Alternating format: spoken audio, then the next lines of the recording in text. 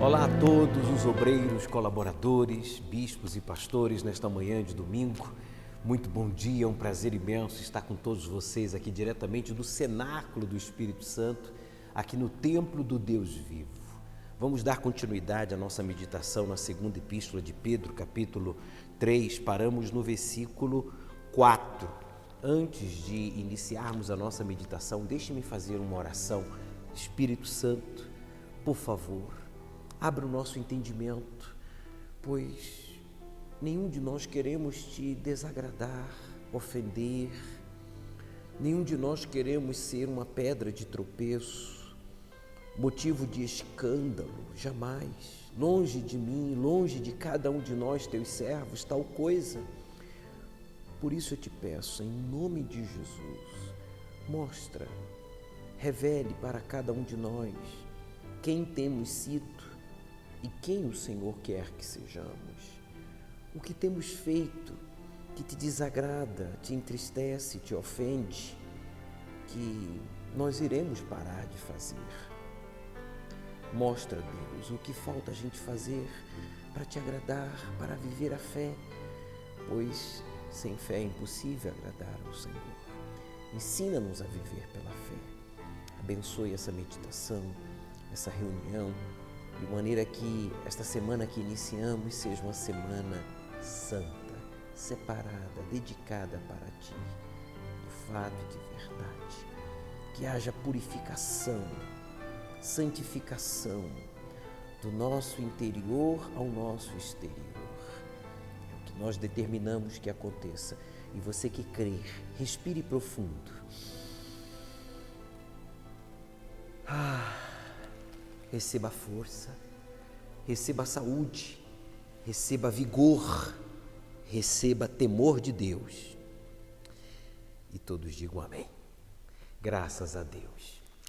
Bem, nesta semana que iniciamos de santificação, uma vez que a palavra santo significa separado, dedicado a Deus, que realmente esta semana faça diferença em nossas vidas e na vida das pessoas que fazem parte da nossa vida, como familiares, colegas de trabalho, vizinhos, membros da igreja e demais obreiros, colaboradores, auxiliares de pastor, esposas e bispos aí na sua igreja. No versículo 4 do capítulo 3 da segunda epístola de Pedro diz assim, apenas recapitulando em consideração aqueles que já esqueceram aonde paramos, e dizendo, onde está a promessa da sua vinda? Porque desde que os pais dormiram, todas as coisas permanecem como desde o princípio da criação. Aqui o Espírito Santo, através do apóstolo Pedro, está exortando aos cristãos da Ásia Menor que estavam sendo bombardeados por escarnecedores, pessoas que haviam estado no nosso meio, no meio deles, e que haviam se corrompido com as suas próprias concupiscências, desejos da carne, manias, inclinações, vícios, fraquezas, e que agora davam a desculpa que Jesus não vai voltar, porque desde o passado, desde o início, quando disse Jesus que voltaria, ele não voltou. E então eles se entregavam às suas paixões, às suas concupiscências, às suas inclinações, manias, achismos, e deixavam de viver a fé, deixavam de sacrificar, de servir a Deus com temor e devoção. E davam essa desculpa, olha, desde o princípio até agora da criação não veio o fim, Jesus não veio nos buscar. Os sinais eram visíveis, de que as profecias estavam se cumprindo. E uma observação, nenhuma outra geração tem presenciado o que você e eu temos visto, sinais incontestáveis do cumprimento das profecias que antecedem a volta do Senhor Jesus, como, por exemplo, a apostasia nos nossos dias. O amor tem se esfriado de quase todos, a iniquidade tem aumentado, o egoísmo tem se apoderado daqueles que não são sinceros. E no versículo 5 ele diz, eles voluntariamente ignoram isto. Não ignore os sinais, meu amigo, não ignore a importância de focar no mais importante, que é a sua vida espiritual, a sua fé, a sua salvação. Aqueles que se perderam ignoraram voluntariamente.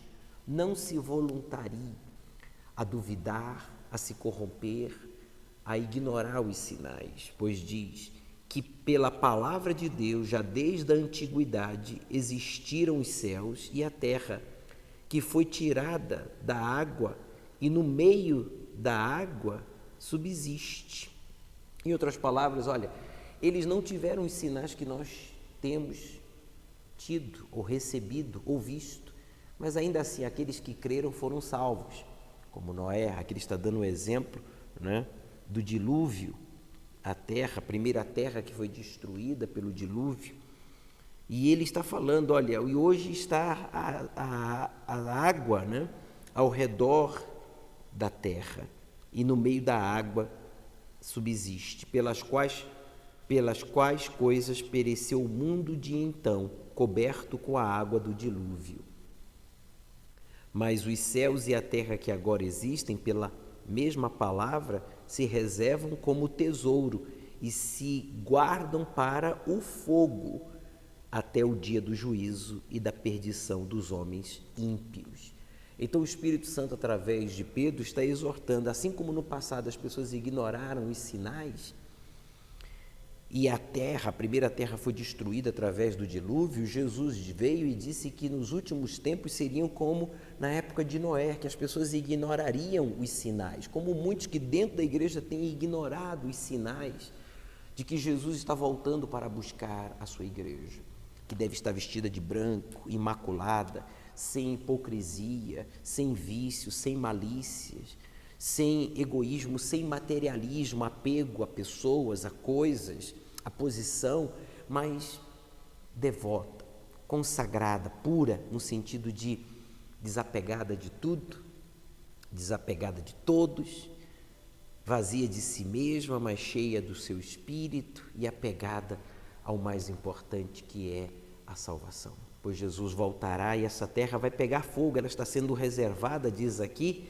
para a perdição dos homens ímpios. Quando fala homens, refere-se a ambos os sexos, às pessoas que escolhem a incredulidade, a desobediência.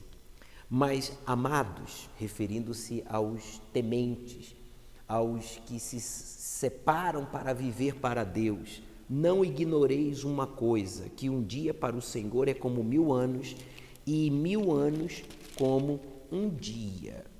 O Senhor não retarda a sua promessa. Está aí, ó, versículo 9.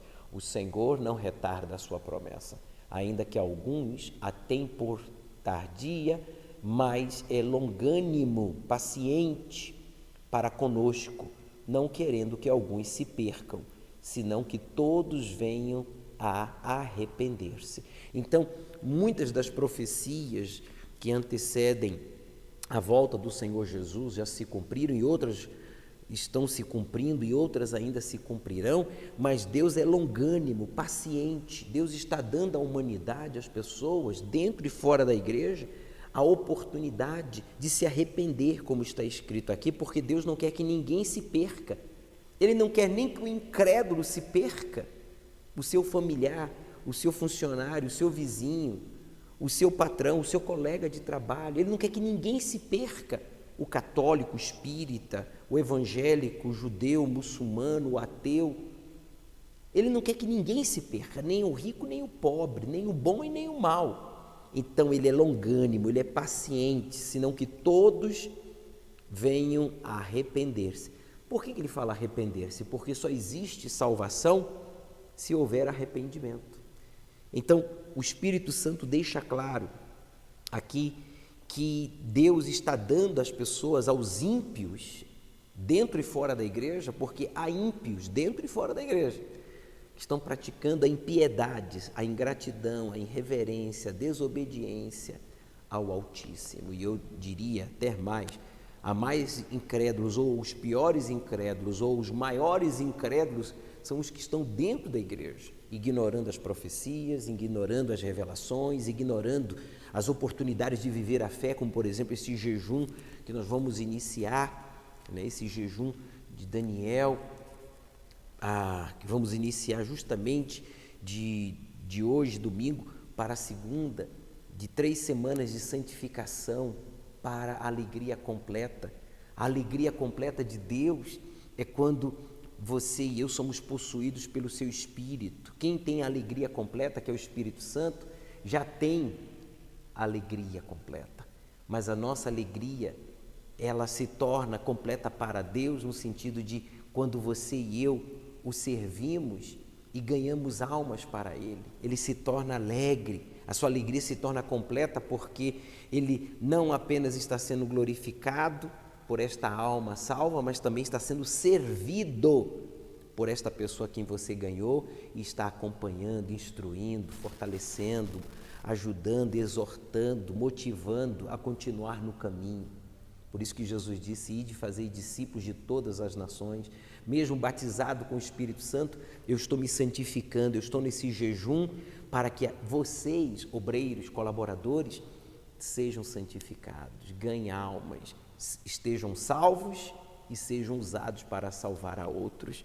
E no versículo 10 ele conclui dizendo: mas o dia do Senhor virá como ladrão de noite, no qual os céus passarão com um grande estrondo e os elementos ardendo se desfarão, vai derreter, e a terra e as obras que nela há se queimarão.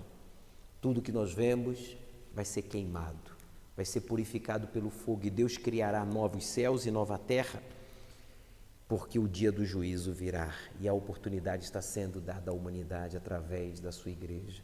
Por isso, obreiro, colaborador, auxiliar de pastor, esposa, bispo, vamos aproveitar este jejum, vamos nos santificar como o Senhor Jesus, que santificou pelos seus discípulos, mesmo cheio do Espírito Santo. Nos santifiquemos para que a alegria do nosso Pai seja completa através do discipulado, do ganho de almas dos que estão perdidos e dos que já estão salvos, discipulando-os a servir mais e melhor ao nosso Senhor. Bem, domingo que vem daremos continuidade à nossa meditação. Uma excelente continuação de reunião para todos os senhores, um excelente dia de domingo, um excelente jejum de Daniel. Nos veremos na iurde ou nas nuvens. Até lá!